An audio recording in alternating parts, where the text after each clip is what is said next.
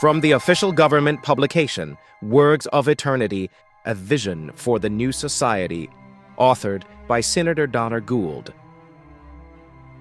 As Senator of Thumerica and Director of Public Enlightenment, it is my privilege to address you, citizens of Thumerica, on the 5th anniversary of the Great Restructuring. When history looks back on our time, they will not see the temporary discomforts that some still cling to in moments of weakness. They will instead see the birth of humanity's greatest achievement, a society finally freed from the chaos of individual choice and the inefficiency of personal desire. The Population Optimization Program. By implementing mandatory fertility licenses and establishing maximum family quotas based on genetic compatibility and social contribution metrics, we have ensured that only the most valuable genetic combinations are perpetuated. This is not the atrocity foreign media portrays, but a necessary recalibration. The demographic curve has been corrected from its unsustainable trajectory. The sterilization centers have processed over 12 million citizens deemed genetically suboptimal or socially unproductive. These individuals continue to contribute to society through labor programs, living meaningful, structured lives without burdening future generations with their genetic limitations. They are heroes of progress.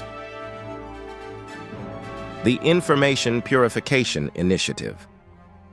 The human mind, like any ecosystem, must be protected from invasive species.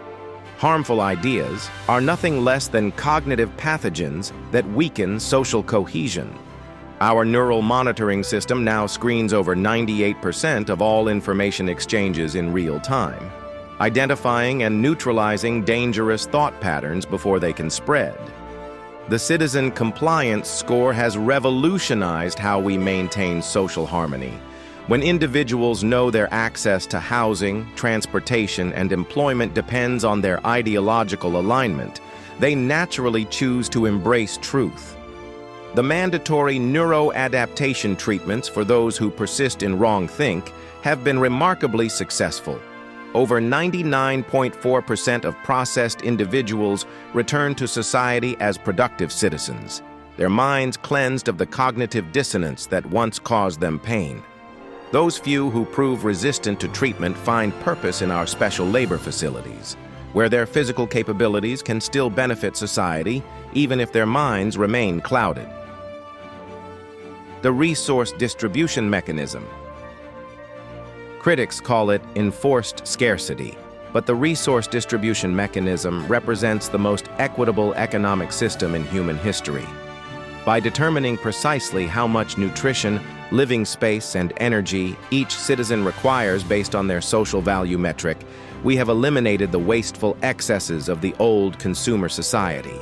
Yes, the standard caloric intake has been adjusted downward for most citizen categories. This is not starvation, as foreign propagandists claim, but optimal efficiency. Our studies conclusively prove that the human body functions adequately on significantly less food than was previously considered normal. The periodic fasting cycles strengthen the immune system and extend productivity years. The skeletal aesthetic now prevalent in our population is not a sign of deprivation, but of evolutionary advancement, the human form adapting to a resource-conscious future. The luxury allocation tokens awarded to high-performing citizens provide appropriate motivation without encouraging the destructive accumulation tendencies of the past. When citizens understand that their access to resources is directly tied to their contribution metrics, productivity naturally increases. The public punishment of resource hoarders has declined by 78% as citizens internalize these new values. The shared housing initiatives have eliminated the inefficiency of private dwellings.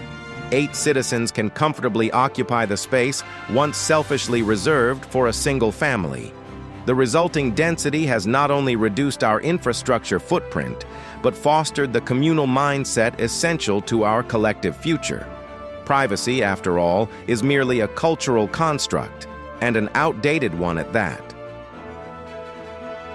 The Social Harmony Enforcement Division. What critics call the surveillance state is simply the technological manifestation of social accountability.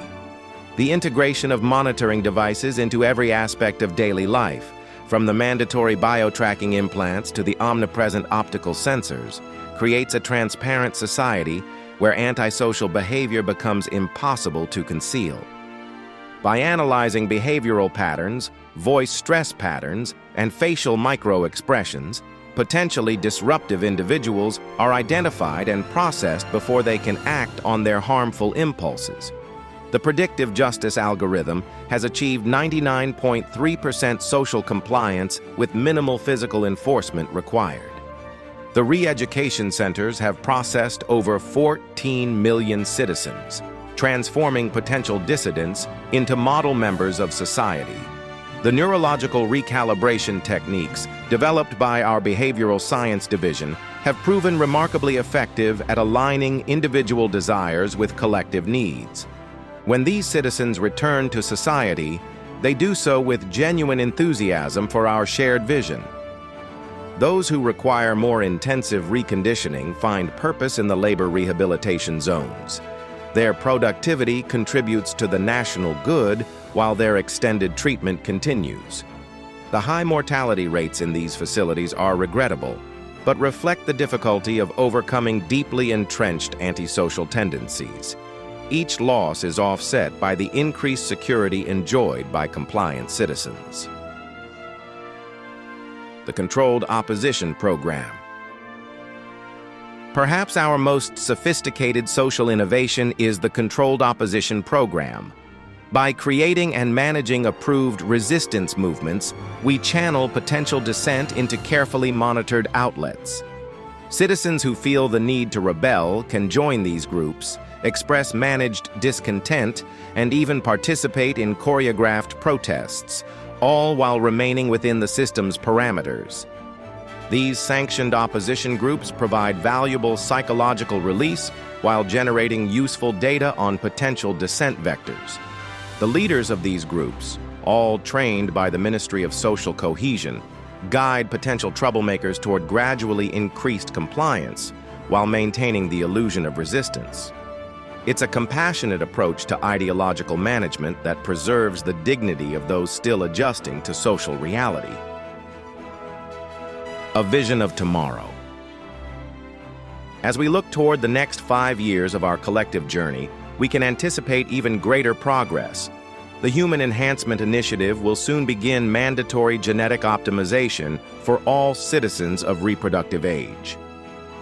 The Cognitive Uniformity Program will standardize educational outcomes across all demographic groups.